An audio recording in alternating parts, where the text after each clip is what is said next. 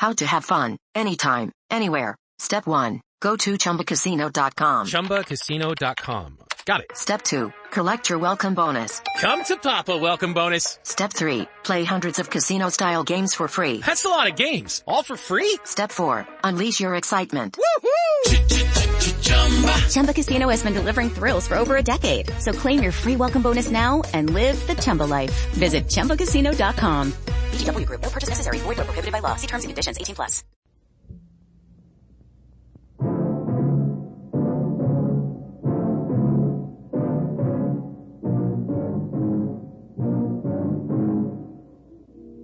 You have me confused, O'Bannon, but don't bother to explain now. Ride out of here before that mob decides to hang you.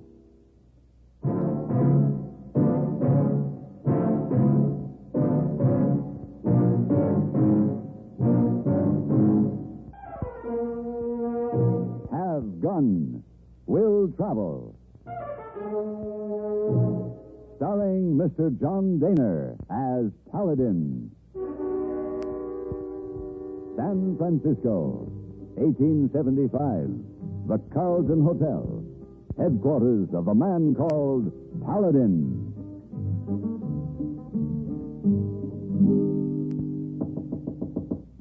Come in. Oh. Good morning, Miss Wong. You want Missy Wong help you pack? Oh, thanks. I don't think so. I'm traveling light this trip. I'll be riding through some pretty rough country. Oh, where you go? I'm doing a job for an insurance company, Miss Wong. They're concerned about their losses, want me to survey the freight routes up through the north and check with the express offices along the way. Yeah, that does it. Hey, boy told me that you and he were going out in the town last night. Oh, yes. Hey, boy, take Missy Wong to see very fine stage play. What did you see? Oh, my. There was a little girl named Topsy. Oh, Topsy, yes. Topsy, yes. A little girl named Eva. Yes. A nice old man named Mr. Uncle Tom. Mr. Uncle Tom. Mr. Uncle Tom, Mr. You know what, Mr. Paladin? Poor Mr. Uncle Tom, I understand, Miss Wong. A little girl named Eva, Oh, Mr. Paladin, we have such a good time.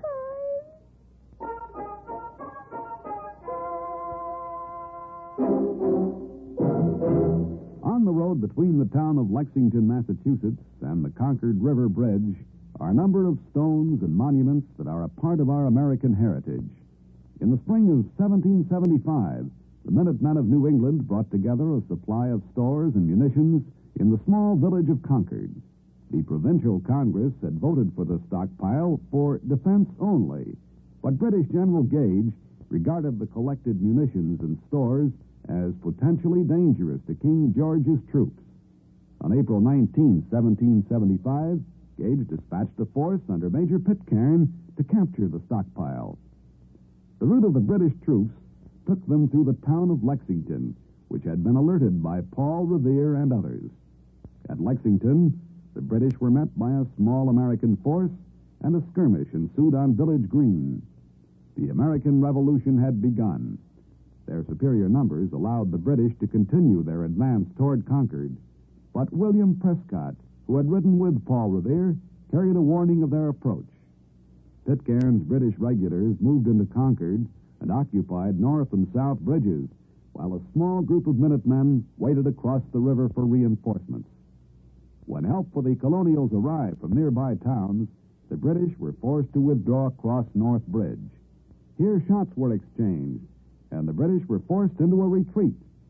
The retreat soon became a disorderly rout as Minutemen fired on Pitcairn's men from behind walls, houses, and barns.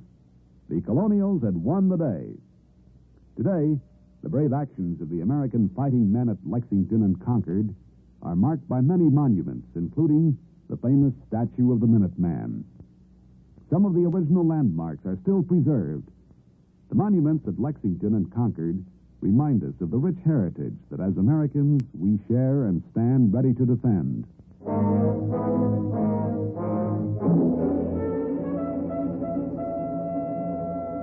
The town towns along my route were scattered, and the distances were great. I had reached northern Nevada, and I was following a trail that wound its way over a rugged mountain pass. The trail had been chipped from a rocky cliff, which rose straight up on one side, and then took a sheer drop of several hundred feet on the other. When I reached the top and started down toward the Humboldt River Valley, I saw a man ahead of me. He was riding lazy, guiding his horse carefully, when suddenly, on a sharp turn, the animal seemed to spook, fold up, and in the next instant was jogging down the path with an empty saddle. Well, I couldn't travel any faster. I could only hope that when I reached the spot where the man had gone over the edge, I'd find him alive. Ooh.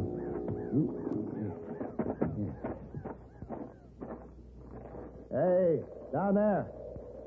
Can you hear me? Yes, man, and it's a fine sound to be sure. Are you all right? Oh, I'm fine. Until this bit of a tree stump I'm hanging to gives way. You got any kind of foothold down there? Some. I've got a rope up here. Hold on, I'll get it to you. Oh, that's fine, sir. Oh, now. Easy, boy.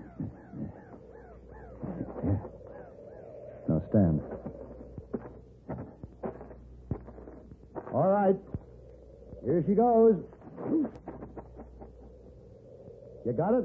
I got it. I tied it around your waist. Yes, sir. Let me know when you're ready. I'll start hauling. Yes, I'm trying. Good. Ah, there. Huh. Ready now. All right. Here we go. Now, hold it, man. What? What's the trouble? Why, would you give us a bit of slack on that rope, will you now? It's the present for Katie. What's that? Katie's present that fell out in my pocket. I can reach it if you give me a bit of slack. How's that? Oh, that's fine, sir. Hey, haul away, my hearty.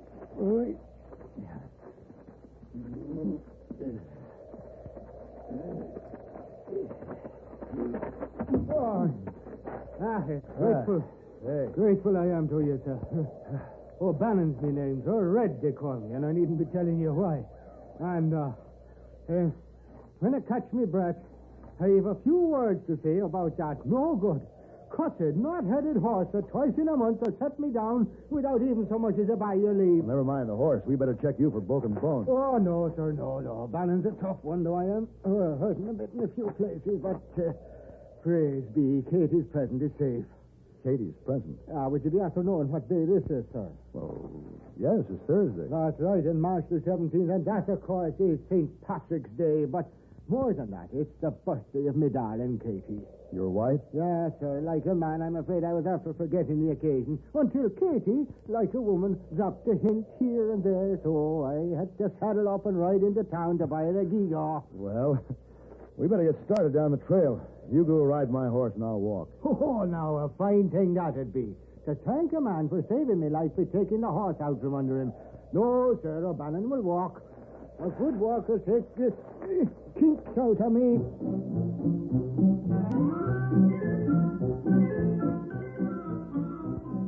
It was almost sundown before we reached the O'Bannon farmhouse. Katie was waiting at the gate. She was tiny and gay and very pretty. And she insisted that I stay to share the birthday celebration. Then it got so late, they both insisted that I stay the night. They were warm, friendly people. And when I left the next morning, it was with the promise to see them on my way back. My business took me on into Idaho, and it was nearly 2 months before I passed through Nevada again. The last stop on my route was the town of Toana, only 20 miles from the O'Bannon place. I checked into a hotel, then started for the Horseshoe Saloon. You ain't gonna get a drink in there, mister. Oh, why not? We're holding a trial in there today. Trial? Gonna start as soon as the judge gets here. Once it starts, won't last long. Open and shut case. Yeah, I just kept watching. I knew I'd see the fella again someday. Who's that? Fella on trial. Robbed my stage, killed my shotgun rider. I got a good look at him. I knew I'd spot him again, and I did. Over in Lander County. Sheriff brought him in. You gonna visit the trial? No, I have business at the freight office. Just thought I'd have a drink first. We'll fix him. Dirty killer. Fella named of O'Bannon. O'Bannon? Know him? Well, I'm acquainted with an O'Bannon up this way, but I'm sure it isn't the same one. Well, we're gonna fix him. Quick and good.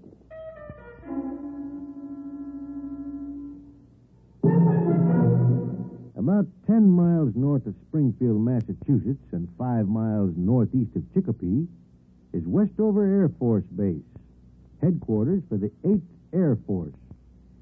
The field was named after Oscar Westover, who was Chief of the Air Corps from 1935 until his death in 1938. Westover was born in Bay City, Michigan, July 1883. He entered the Army as a private in 1901 and graduated from West Point in 1906. During the infancy of flight, Westover became interested in the Air Service and worked in the office of Director of Air Service in 1918. In 1922, he became the Director of Aircraft Production for the Army.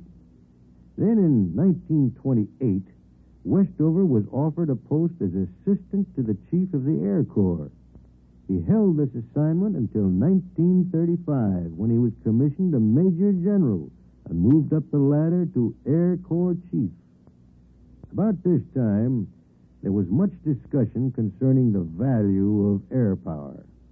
Like other top Air Corps officers, General Westover pointed out the need for a stronger Air Force. Together with General Andrews, he advocated a policy whereby the Air Corps could have more fighting power and become a more independent unit. Unfortunately, in 1938, Westover was killed in a plane crash before his recommendations were placed in effect.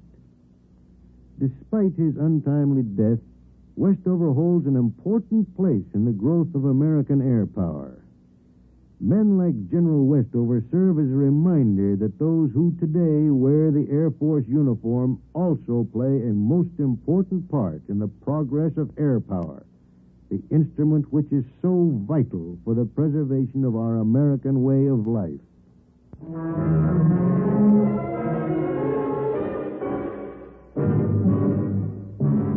I had started down the street to the Tijuana freight office when I saw the sheriff bringing the prisoner from the jail. It was hard to believe. But the O'Bannon on trial was my red-haired friend of the mountain trail. He didn't glance in my direction, but I decided to postpone my business and visit the trial after all. What the court convened in the Horseshoe Saloon lacked in formality, it made up for in its obvious zeal to fix him quick and good. Circuit Judge Charlie Cagle called the court to order, and Wes Barker took the stand. Do you swear to tell the truth, the whole truth, nothing but the truth, help you God? I do. Sit down. Well, there he sits, Judge. Right there. Now, please, Mr. Barker, not so fast. I want you to tell us just what happened. Well, the coach wasn't running just on schedule that day. We didn't have no passengers, but we had some important freight to carry. Valuable freight?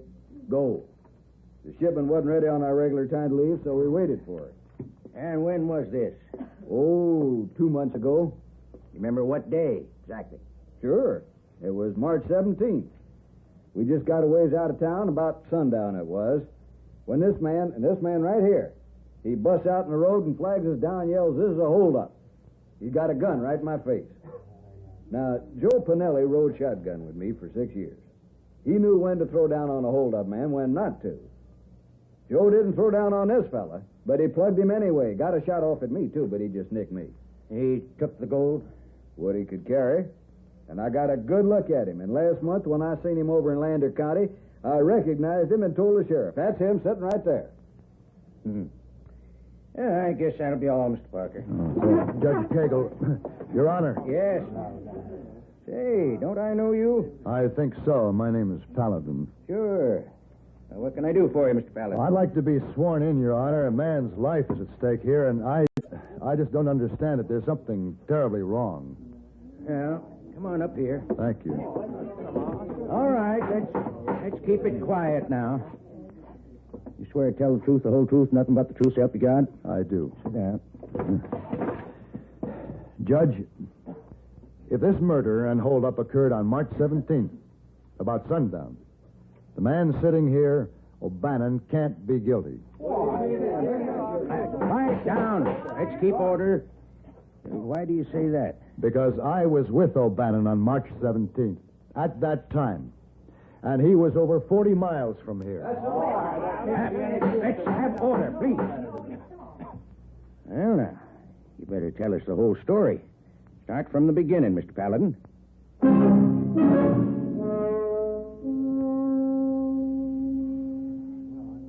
All right, case dismissed. That's all for today.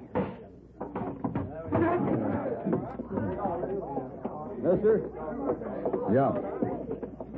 I can't figure what your game is, but you sure didn't make yourself any friends here. Look, I'm sorry, Barker. I told the truth. Yeah.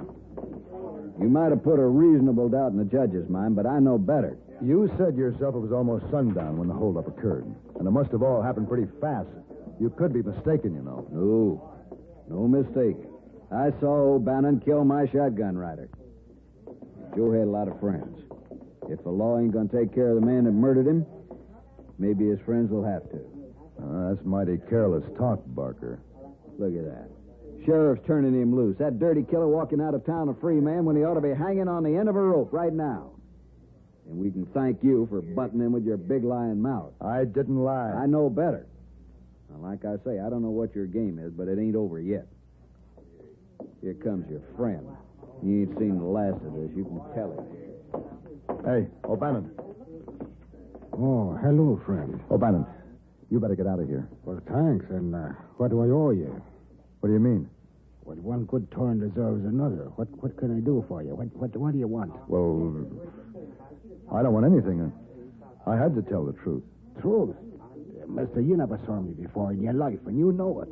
Listen, if it's some sort of a joke, I don't appreciate it, and I'm afraid this is no time for questions and answers. These people watching us, they're in an ugly mood. They don't waste any love on me, do they? They're dangerous. I've seen it happen too many times. You better get out of town as fast as you can. Oh, but I intend to. I have my plans all made. And thanks again, friend, for your pretty lies. You have me real confused, O'Bannon. But I'll expect some answers for this, and they better be good. I'll ride out to your place tomorrow. My place? All right, just get going, O'Bannon. Oh, sure. Oh, Paladin. What? You'll find me at North Fork.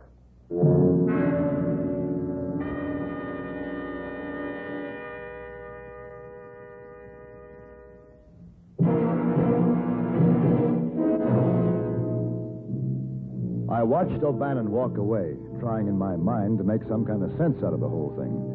His last remark was easily heard by the people left in the courtroom, and with the mood that crowd was in, he might just as well have been sending out invitations to his own lynching. There was no question about it. If he really intended to show up in North Fork, he'd have a lot of angry men waiting for him. As soon as I had finished my business the next day, I headed out of town in the direction of the O'Bannon farmhouse. I wanted to see Katie. As I rode up to the house, I noticed a winded, lathered horse ground-tied in the front yard. Ooh.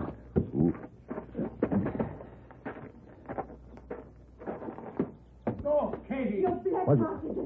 Hey. Stand back! Stand back! Hey, Katie. Katie. Paladin. What have you done? O'Bannon.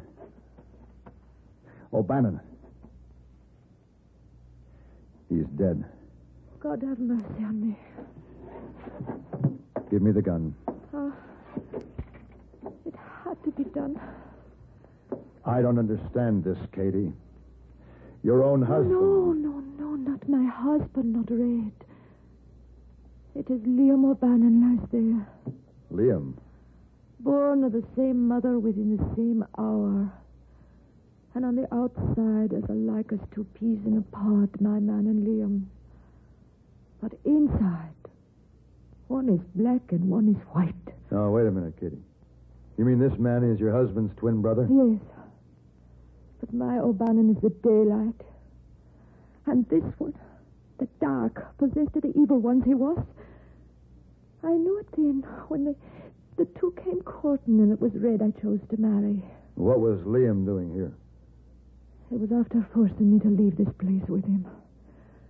With wicked words of how he'd sent my O'Bannon riding off to his death. Off to it. Katie, where's Red? Gone to answer the call of Liam, as he always has, should Liam so much as crook his little finger. One of Liam's rogues that traveled with him came early this morning with a message. What was the message? That Red should ride to North Fork North Fork? And wait until Liam should meet him there. But Liam came here instead to take me off with him. Katie, it just might be that Red is riding to his death. How long ago did he start? Oh, some time now. I'll have to go after him. Katie, will you get me a blanket? Oh, yes. I'm afraid Liam must ride with me.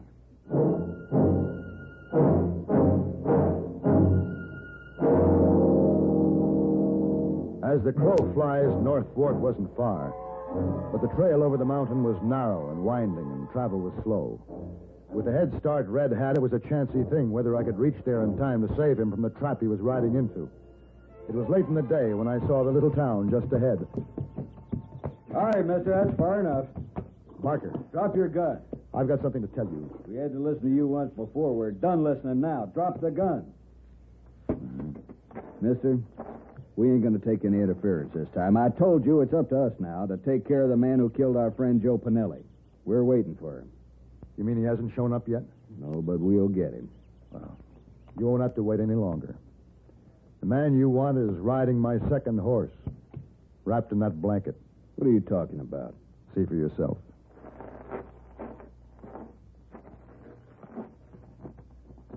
It's him, all right. What happened? Doesn't matter. The death of your friend Joe Pinelli has been avenged, Barker. An eye for an eye. That's what you wanted, isn't it? So now I trust you'll give Liam O'Bannon a suitable burial. Then I started back down the mountain trail. Whatever had delayed Red O'Bannon's trip to North Fork had saved his life. But I became more and more concerned as to what had happened to him. I reached the end of the rocky ledge, and there, off to the right, in a grassy meadow, was a horse that looked somehow familiar. He was nibbling grass and wearing an empty saddle. I turned around and went back up the trail. Hey, Red! Red O'Bannon! Hey! Hey, Red! Like the voice of an angel. Oh. Red? Yes. Red, you all right? For the time being. Yeah, Paladin. Yeah. That's no good. Cussed, knot-headed horse. He did it again. Yeah, well, you can be mighty grateful to that no-good, cussed, knot-headed horse. What's that? Never mind. I'll get the rope.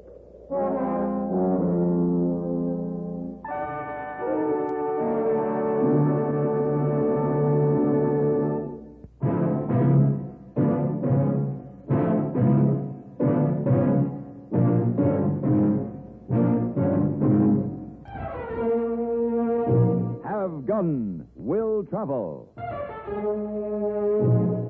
Created by Herb Meadow and Sam Rolfe, is produced and directed in Hollywood by Frank Paris and stars John Daner as Paladin, with Virginia Gregg as Miss Wong.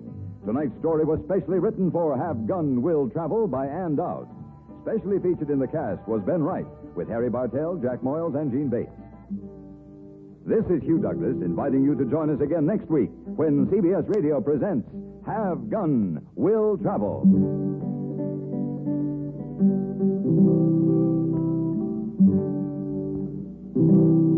Have Gun Will Travel is brought to you through the worldwide facilities of the Armed Forces Radio and Television Service.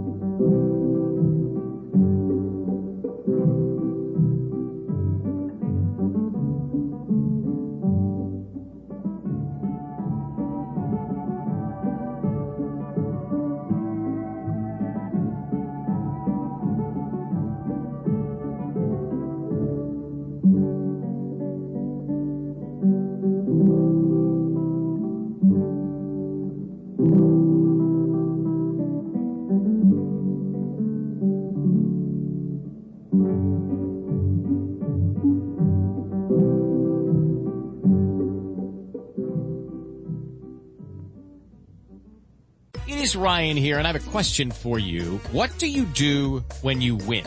Like, are you a fist pumper, a woohooer, a hand clapper, a high fiver? If you want to hone in on those winning moves, check out Chumba Casino. Choose from hundreds of social casino style games for your chance to redeem serious cash prizes. There are new game releases weekly, plus free daily bonuses. So don't wait. Start having the most fun ever at ChumbaCasino.com. Sponsored by Chumba Casino. No purchase necessary. VGW Group. Void where prohibited by law. 18+. Terms and conditions apply.